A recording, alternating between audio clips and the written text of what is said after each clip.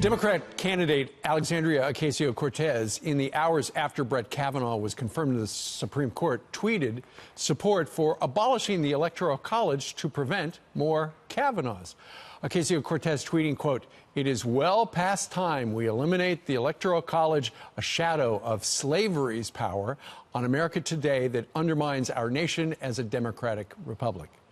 So why does the Electoral College matter? Join us right now, Dinesh D'Souza, conservative filmmaker and author of Death of a Nation, also a major motion picture available for pre-ordering right now. Dinesh, good morning to you. Good morning. When you read her tweet, what did you think she was talking about?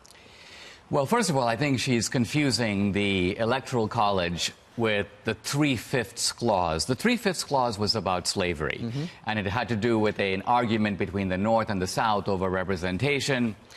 Ironically, the North, which was the anti-slavery side, wanted blacks to count for zero because they wanted to reduce the representative power of the slave states. The South wanted blacks to count for a full person. So the 3/5 clause, which is usually presented to show that the founders didn't consider blacks to be fully human, doesn't actually show that at all. Now, the Electoral College is a different matter. The Electoral College emerges out of this contest between the large states and the small states.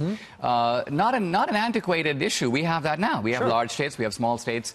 And if we had a system that gave power only to the large states, the small states would essentially be unrepresented. Absolutely. So the whole point of having, remember, the core of our founding is the consent of the governed. So to create a union, the founders needed the consent of the large states and the small states. The Electoral College is part of that arithmetic. Sure. But you know, Dinesh, the Electoral College has become a talking point for the left because, look at Donald Trump. He won the Electoral College but lost the popular vote. Same thing with George Bush. So we've heard this for a while. We've heard it for a while, and I think, you know, in this case, I'm not saying we shouldn't have a debate about this. The problem is that someone once said, you know, don't take a fence down if you don't know why it was put up in the first place. The founders had they had a philosophical statesmanship that tried to have powerful ideas but implemented in the real world. And the problem is today we don't understand. Our schools don't do a good job teaching the principles of the founding, so you can't have an intelligent debate about the founding, so you have this kind of fanaticism. So you're blaming her education? I'm blaming her professors, and I'm blaming her. All right. Dinesh D'Souza joining us live. Thank you, sir. My pleasure.